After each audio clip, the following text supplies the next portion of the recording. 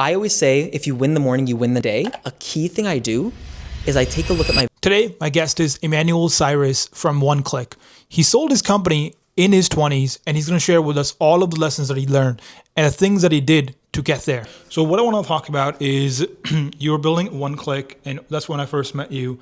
And then you're working on it, and then you pivoted a few times, and then you got acquired afterwards, and now you're working at an engineering company as a head of go-to-market.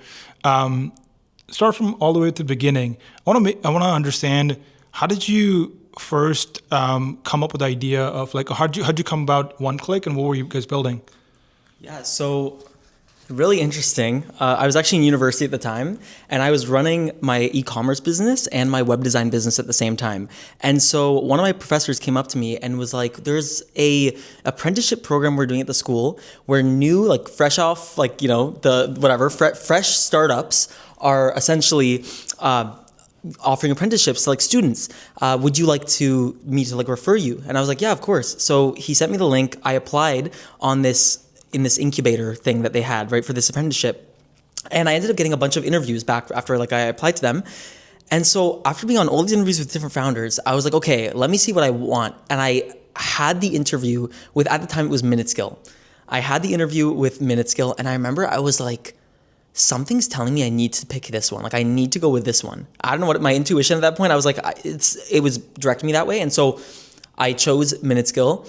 And at that point, the apprenticeship was only like, it was like the school was paying the students like $500 for 3 months, right? From January to April. And so I was like, let me take it. Like, whatever, it's $500. Why not? And so I started in the company, and I was the first marketing hire. Well, I guess it was literally only me and like a few other people. It was only like the founders and me pretty much at that point. And so we did the marketing.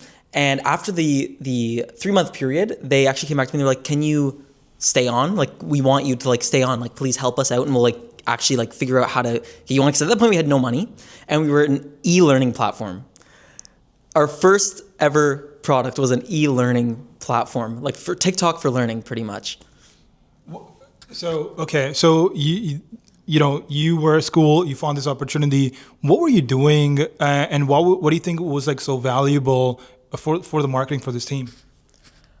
I think it was more about the fact that I had experience with content at that point, because I had been marketing for other brands, like with my web design agency, like you could call it marketing agency, and also for my own e-commerce brands. So I had that background, and so I was able to bring that to OneClick and be like, hey guys, we should do XYZ to get the name out about, like, this product. And also, because we don't have money, let's just organically, produce content. And so that was like a driving factor. That's kind of how I got my start in the company. You had a bunch of, like, marketing wins. You just mentioned that, you're marketing without a budget. How does somebody, like, market without a budget? What was your biggest win, and what can somebody who doesn't have a budget, like, do? Mm-hmm. That's a great question, and honestly, it's my favorite topic, because when it comes to marketing without a budget, there's absolutely so many ways that you can do that. I will say this: throughout the entire 4-year journey at OneClick, we never spent $1 on ads. Not $1. And it was all organic. Now, there are some drawbacks to doing organic, and I'll share kind of what we did, but I think that you could do anything organically if you're creative enough. There's so many go-to-market plays. Like, for example, even if you say, like, produce little skits, right? The only thing that you're losing is time. And typically when you're that low in the game and you don't have that many clients, you can afford to spend time instead of money, right? Your time is less valuable than your money at that point. And so I actually forced my team to film skits with me. And some of the skits actually went insanely viral. And we had some videos reach 2 million views, reach 1.5, like, these huge wins that drove a lot of traffic to our website, which ended up building our momentum that way. And so we started off doing videos, but there's actually so many other ways. You can go to Reddit communities. You can basically figure out, like, what people are saying in Reddit communities, what are their issues, and then you can figure out go-to-market plays from that.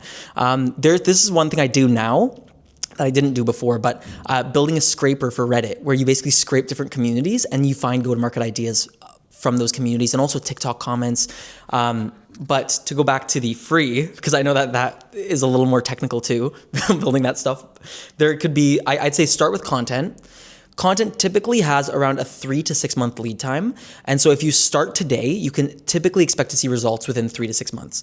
It's kind of like SEO in that way, right? And so I say the first hire you should ever make is always a marketing hire because they build the inbound funnel. And the inbound funnel is the dream for every business because you don't have to go and do cold outbound to gain those people. That's kind of what I'd say, but there's so many more ways that you can do free marketing.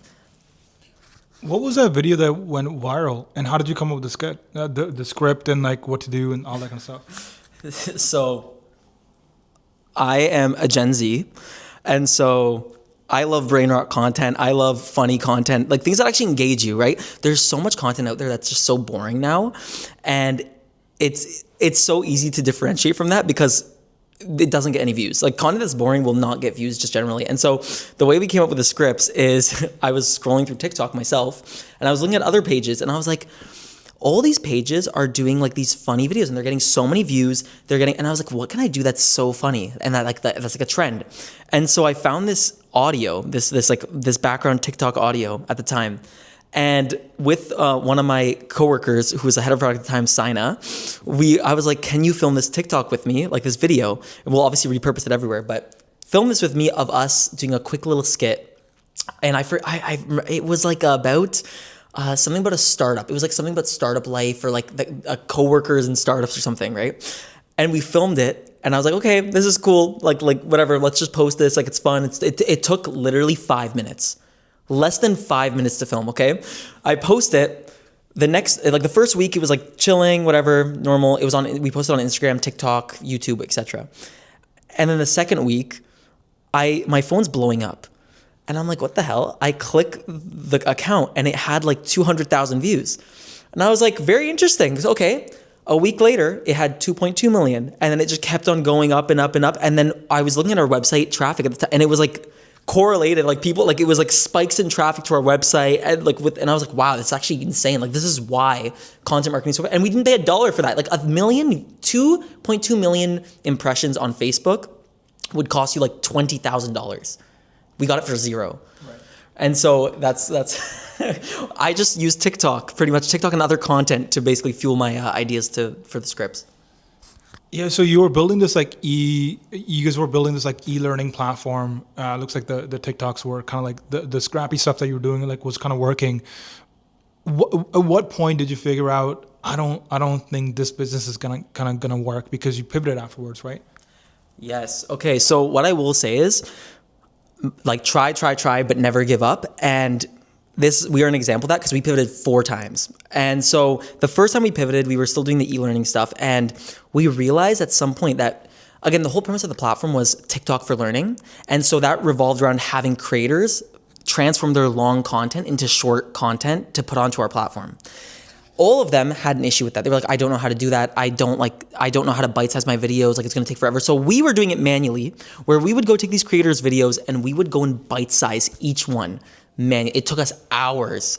And we were like, this is like the worst thing ever in the entire world. Like no one would ever want to do this. And so our CTO, Sina, built a MVP of the bite sizer, which would end up becoming our next pivot. And when he built the bite sizer, it was like this raggedy MVP of like a spreadsheet where you'd put a link into your video and it would like bite size the video, but it would put it in like this spreadsheet and you'd have to go through and it was like this hieroglyphics looking thing, but it worked. And so we gave it to a few of our customers at the time, our creators, sorry, and they were like, this is the best thing ever. Oh my God, like give me more of that. Like, how can I make this better? Like, this is awesome. And so a lot of them told us that and we're like, okay, this is a clear sign we need to pivot. And so we pivoted to content repurposing. So that was the intro to our next pivot. It was fully based around the market need that was proven to us because our customers were telling us like, give us more of this. And we're not going to ignore them. We're like, okay, yeah, throw that other one out, right? We're going to focus on this now. When you pivot and you have, I'm assuming, some customers or some folks that are already using your platform, what is that, like, what kind of mindset does it take to be like, let's go back to zero and start over again? Because that's effectively what you're doing. There's a lot of tough days when it comes to building in startups. And I remember one of our toughest days was that day, that when we decided we need to pivot, because I remember it was August 14th of 2022 or 2021. No, 2022. August 14th of 2022. That's when we decided to actually make the pivot. I remember we got on a call and the whole team was we were not sure what's going on. And they were like, okay, guys, we're making this pivot. It might end badly, it might end well, but we have to try it. And I remember everyone was like confused in this state where they're like, but the one thing with our team is we were like, balls to the wall. We're going to make sure it works regardless of whatever. And so it almost took like a mental like toll a little bit, because you're like, oh, I've been building this thing for so long, whatever. But the adverse effect of it is like, okay, are you going to continue building something that's not working? Like wasting more time when you could have this opportunity that's so like golden right now. Like the universe gave us this opportunity, like with these people telling us this is what they wanted.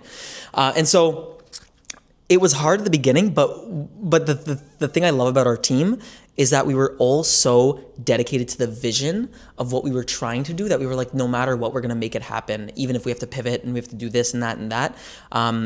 So yeah, I'd say the team was a big factor in helping make that pivot, because everyone was down to do it. I want to learn more about how you build teams, because you've done that quite a bit. But just to finish up the story, so you guys went through another pivot after the content repurposing part. You went to B2B afterwards. So you stopped working on B2C and then went to B2B. Talk me through that pivot, and also the difference between like doing B2C and like doing B2B afterwards. Yeah. Ooh.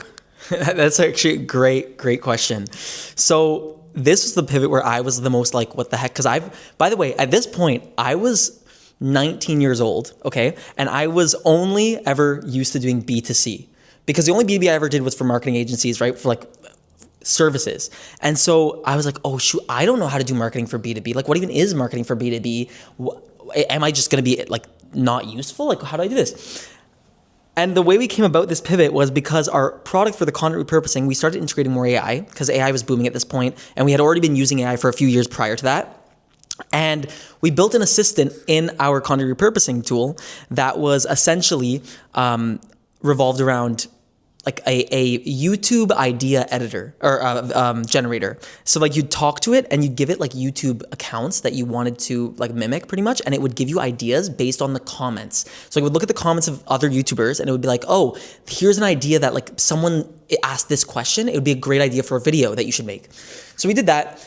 A lot of creators were like, I love this. It's a great idea. Like ideas take a lot of time for me to understand and generate, but like this gives the ideas to me like straight up. And then we had marketing agencies come on and start using the product and using that. And then one in particular, I probably can't say their name, but it's a big agency in New York. And one of their clients is Mercedes-Benz and like a few of these other like big players. And so they came to us and they were like, we would love to do a partnership, like build this out more, because there's a lot of things here that we would want for our marketing campaigns, right? Like, and so that conversation with them kind of pivoted us into B2B and into qualitative research. So going from e-learning to content to research, qualitative research, right? They're completely different pivots, but the one thing around all of our pivots is that they were all situated by market demand. So we only ever pivoted when we saw a market need that needed to be fulfilled that was proven to us. And so they mentioned that, and they also mentioned there's other agencies in their network. So essentially that's what happened. We built out a pilot with them. We built out the CIE is what we called it, the Consumer Intelligence Engine.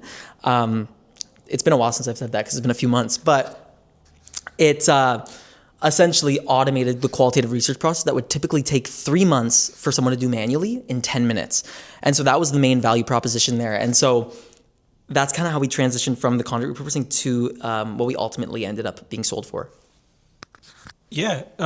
So when you did this pivot, you probably had to change all the go-to-market strategies that you were doing previously for B2C to B2B. What were the things that in this case like worked really well to grow the revenue and ultimately get acquired? So we had to change more than just the go-to-market. We had to change the entire brand persona, because our old brand used to be like a super fun, like content creation. It used to be a cursor with a smiley face. You probably remember that because that was when we were also when we met.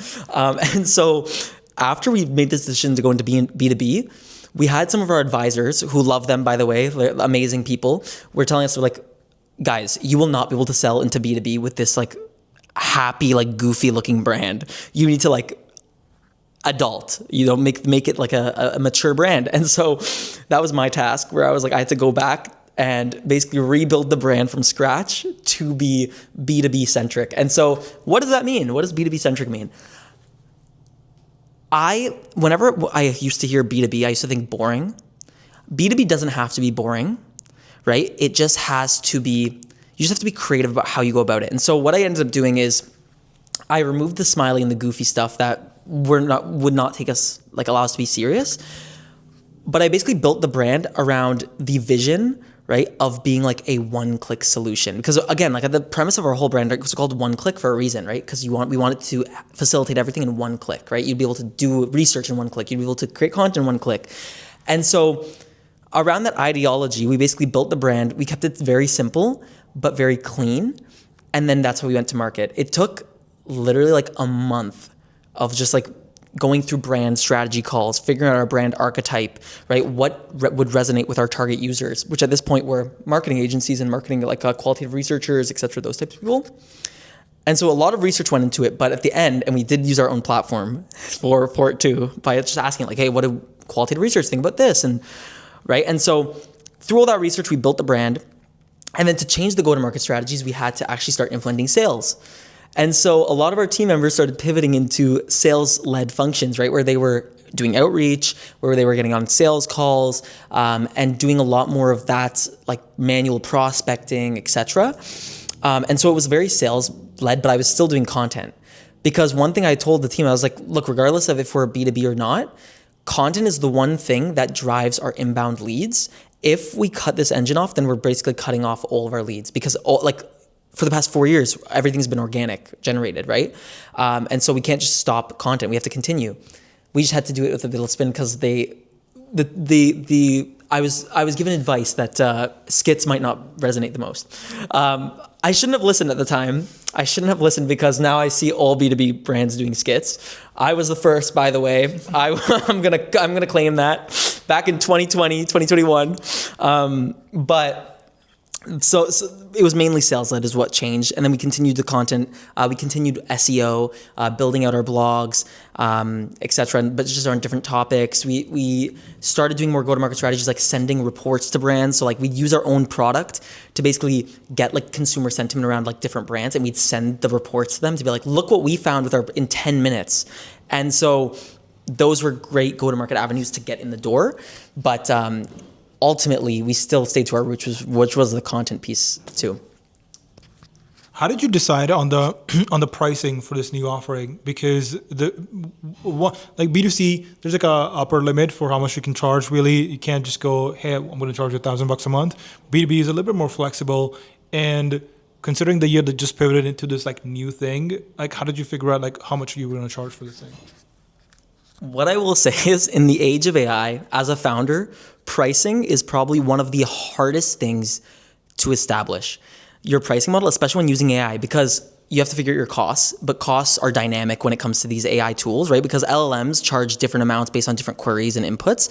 And so first off, evaluating what your costs are is a challenge in itself, right? But then also on top of that, when you have to come up with pricing, it's like, okay, so here are my costs that are dynamic because they're not always the same. What do we charge on top, and what do we want our profit margin to be based on that, right? And so at the beginning, we were charging like nothing. We were charging like $200 a month, like literally chump change. And these businesses were like, now looking back, I'm like, oh my God, these businesses were probably like, yo, they're like, is this even like worth it? Like, it's so cheap. And so now obviously looking back, I'm like, okay, that was not, because it cost us like $20 per report to generate, right? It cost us like, and obviously as we went along and added more sources, it got more and more expensive. We could have easily been charging like $5 to $20K, easily. And now that I have more of B2B experience, I know that.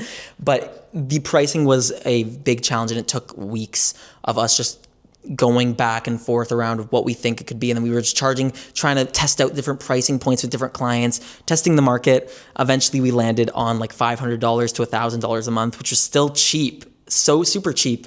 And obviously now as the company's grown and there's more capabilities, there's been obviously now the pricing has changed.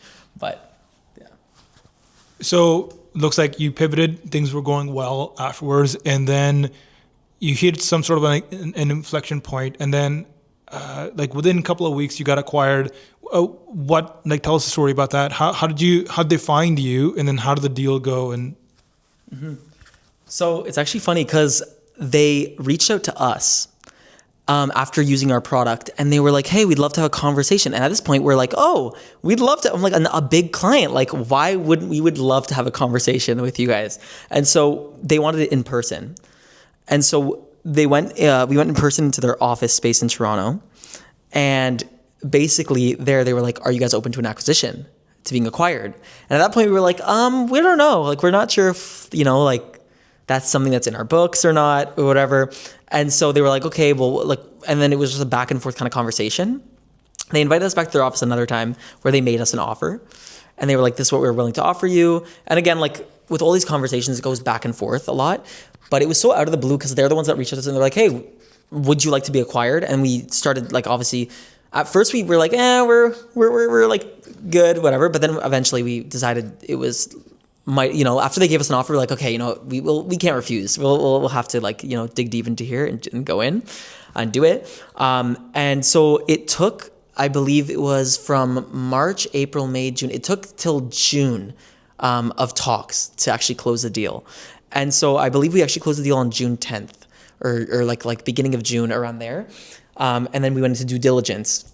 And due diligence is probably the most strenuating process ever. I pray for Nathan, Tanika, and Sina because they were the ones that were taking the brunt force of the due diligence. And it was insane, right? But again, you have to go through that stuff. And so the way we found out that we officially sold, okay, was that Nathan and Tanika called us and they were like, we need you guys to come to our place this Friday at this time. And we're like, okay, like we knew these talks were happening. We didn't know like the ultimate whatever was happening. We get there and they tell us essentially, they're like, by the way, we've sold one click for, X amount. And this is what's coming next. Like here's when we can announce it. We're going through due diligence. And I remember the whole team was like shocked. We were like, oh my God, we actually did it. Like, it was like that moment where you sit back and you're like, we actually just like made that happen. And so it was a super, super, like, it was like everything we did over the past 4 years was worth it in that moment. And can you say like what the revenue was at the point and what the sale price was? It was, so I can't say the specific numbers just because it's in my agreement, my non-disclosure. But what I can say is that it was a significant sale over the 8-figure range. So in the 8-figure range, and so it was good. It was a great exit. And then in terms of our revenue, it was around the 6-figure range at the time. And so it was, we were still growing. And also, by the way, at this point, we were only 6 months into the pivot. So we got bought after 6 months into this, pretty much this new brand identity.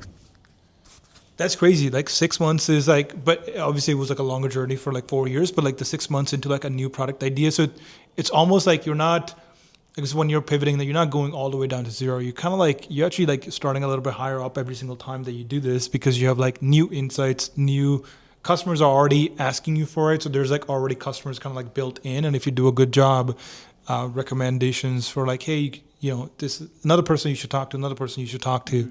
But 6 months is great. That's awesome. So what do you do with the money afterwards? Was there like what was the biggest thing that you did? To this day, I still have not celebrated yet. I've been like back-to-back work. So what happened was after the acquisition, I actually went to Lebanon to see my family. And so I was in Lebanon and that was just planned like prior to even the exit, like it was just to see my family because it's been like so long since I saw them. Even in Lebanon, we didn't really celebrate. I was just like chilling with my family, whatever. And what happened was while I was in Lebanon, I was actually still working because the acquirer needed me to basically start the process of like building all the announcements and stuff to migrate the brand over to the new brand to be like, to announce like, hey, we're being acquired. Initially, the announcement was supposed to come in August, mid-August, but they decided that they wanted to do it in the end of July. So I had like 5 days pretty much to get everything ready. So while I was in Lebanon, I was like working, trying to get Wi-Fi, doing all this stuff. And so I ended up doing all that, working. And then, I was working with the acquirer for 3 months. This is getting a little ahead of myself, but then, then I joined another company afterwards. I got poached by another company called Optimal AI, and I've been working there ever since. It's amazing, man. I think one of the things that I was always impressed by and want to learn more from you is about like building a great team. So I saw your team when you guys like presented as well. How you were at the very start when you were first doing the stuff yourself. Over time, you kind of like stepped into this manager role, and then like started hiring people and then managing them. What was the hiring process like? How do you find like great people? That is the golden question. I mean, I think every founder wants to know like how to build the perfect team, right? And that's like the bread and butter. If you have a great team, you have a great, like you can do anything pretty much. And so the way I went about it is at that point I was naive. I wouldn't say naive. I would say I was still getting into the business world, like especially when building a startup, right? I had other experience with other companies, but this is my first time in a real like company where I was building. And so when I realized I needed to hire people, I actually was just trying to look for people like me, which was a mistake at the beginning. So what I ended up doing afterwards, because I realized this in my first few hiring attempts, so I was like, I was looking for people like me, but I don't want people like me because I'm here for a reason. I want other people who complement my skill set. And so I started looking for traits in others that I didn't have. So I'd get on calls and I would basically just have a conversation. I wouldn't even ask them any business related questions. I try to know them as a person, right? And so I'd be like, what do you like to do for fun? Like because again, when you hire for aptitudes and attitudes, you can almost guarantee that you are hiring a good person versus a bad person. You can tell because when it comes to skills and things can be learned. Anything can be learned by anyone, but attitude is forever, right? If someone has a bad attitude from the get-go, then they're going to have a bad attitude throughout the entire history of the company, and that can bring a company down. One bad, person can sink a ship. And so I would focus heavily on who they are as people. What are their attitudes? Are they positive people? Do they have a good mindset? Do they believe they can do anything? Because I know if they have a growth mindset like that, in that capacity, I can give them any task and they'll run with it and they won't, slow down. They won't be confused. And if they need help, they'll ask for it because they're self-aware, right? And so one of my best friends now, who I also hired through OneClick, his name is Ilya. You've actually also met him. When I first met him on call, I remember we were talking, I was like, what have you been doing this whole time? Where are you from?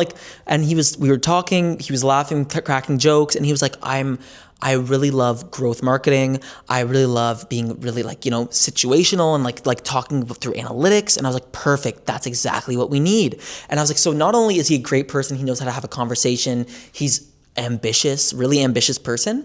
But he's like willing to go above and beyond and do things that he's not even aware of and how to do yet. And he's willing to learn. And so I was like, immediately. So I went and told the team, I was like, this one's a yes. I'm like, we're hiring this one. I'm like, this is a yes. Send him right now. We're getting him. And this is so on January 1st, because I talked to him on like December 24th. We hired him literally January 1st to start. And I was like, you're starting now because we cannot lose you. So I would say biggest thing is hire for attitudes and aptitudes, not knowledge. Knowledge is important, but skills you can teach. Attitude you can't. I know you had this value on your site. Do you want to talk about this big value that you like really appreciate and do you think people should have? So I coined this. I'm going to say this too, but delusional optimism. And so there's a negative connotation when you say delusional, right? Like I'm delusional. People are like, oh, you're crazy, right? Which fair point. I am crazy, right? But the way I like to put it for my team is delusional optimism is the ability to basically get punched in the face and get up with a smile, right? And so I also like to describe it as having very, very big goals, but being optimistic that you can actually achieve them, right? That they're realistic. Because a lot of people say, do a SMART goal. Well, I'm like, okay, SMART goals are great for This is a goal that is attainable and blah, blah, blah, whatever. But for me, I think that those goals also limit you because it limits you to what you think is achievable. And usually what you think is achievable is not achievable. Like if you told me I'd sell my company in 6 months, I would not say that's achievable. It's not, right? And so the fact that when you frame it as delusional optimism, you're basically expanding your scope, your horizon for what is possible, right? And then you end up reaching for more, to do more, to like, and it goes in everything, right? The best founders I've met are delusionally confident in their own abilities to achieve something.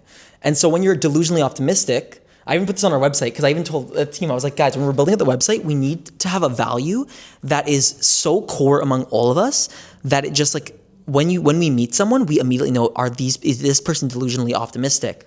And so we put it forefront on the website because all of our team members at the time had that trait where they were confident to a point of delusion, but the actions they were taking were actually we're getting to those delusions, right? We're making us, reach our goals, right? To agree. Even the content. No, if someone told me that we'd be getting millions of views on our videos, I would have been like, did we hire a production agency? Like, no, it's because we were delusional. We were like, let's just continue going. Let's continue trying products, like skits and different concepts and see what works. It ended up working. And then everyone was like, holy shoot, you guys, how did you overnight success? I'm like, no, this was 4 years. This was 4 years, but I was being delusional for that whole 4-year period. Yeah. That's a very common one, which is like, oh yeah, overnight you guys got like X number of customers and like, yeah, overnight as in like, again, like 4 years. It happens all the time. I know you as like the most optimistic, like ambitious person. You're very spiritual. How do you keep yourself motivated and how do you make these goals? Okay, so I'm definitely a very spiritual person. I think that spirituality fuels me because it shows me that I control my destiny. And so I always say, if you win the morning, you win the day. I know this is a quote from somewhere. I don't know where I got it from, but it is so true. And so even before winning the morning, to win the morning, you have to win the night before, right? And so how do you win the night before? That could be, right, either sleeping earlier, it could be doing skincare, showering, whatever, reading a book, right? And so what I do the night before to prepare myself for the day ahead is first I read every night, at least 20 minutes, right? I make a goal, I set a timer for 20 minutes and I try to sleep around 9 to 10 o'clock. Lately I've been sleeping at 11, but my goal is usually between 9 to 10. And so essentially what I do is I read 20 minutes of a book that I actually want to learn something about, right? Or like something that inspires me for my mindset, right? Because mindset is, again, in this game where you're always so stressed. Like founders, I don't think there's anyone in the world that's more stressed than a founder who's trying to make ends meet. Mindset is the only saving grace that you need, like in terms of allowing you to continue through the like roughest parts of the journey. And so I'm glad I learned that early, but I read a lot of mindset books, etc. And before I sleep, a key thing I do is I take a look at my vision board and I basically visualize. When I go to sleep, essentially I visualize my dream life. What does my dream life look like? Can I visualize how it feels to be where I want to be? If I can visualize it and I can do it in my dreams, my subconscious mind is going to start taking that as reality and believing that this is my life. And so then the opportunities are going to start coming through the universe. It's like law of attraction. Another thing I do at night is I play subliminals all night long. And so this is to reprogram your subconscious mind while you sleep. And so there's playlists on YouTube. I've built my own, like through trial and error. I've built like this perfect playlist now of the best subliminals I've used. And what I do is I go on YouTube, I literally just click the playlist and I leave my phone on a lower volume where I can still hear like the noise. It's kind of like meditation music in a way, but it has like subliminals in the back where like you can't really hear the words, but like it's saying positive affirmations for different things. And I just fall asleep with those playing while I'm visualizing.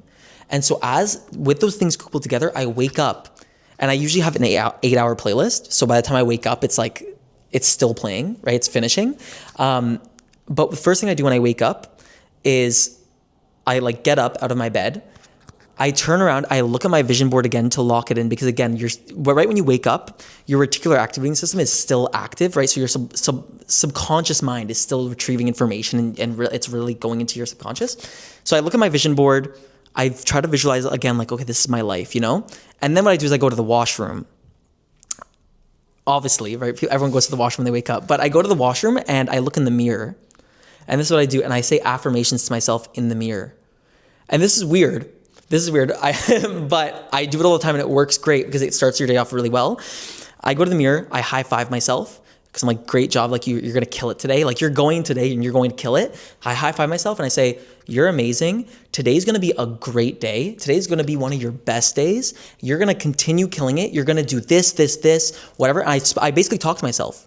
This also plays into the delusional optimism thing, right? I'm talking to myself, but I'm also doing in terms of positive affirmations. And then essentially I from there, I go to the gym. I kill the first hour of my day in the gym to get the energy going. And then I go home and I start work and I already have this high of energy because I did all these things prior that basically set me up to have the best day ever. Because even if you are not having the best day, fake it and tell yourself you are. Because your mind is powerful. Your negative thoughts can corrupt just as much as positive thoughts can corrupt.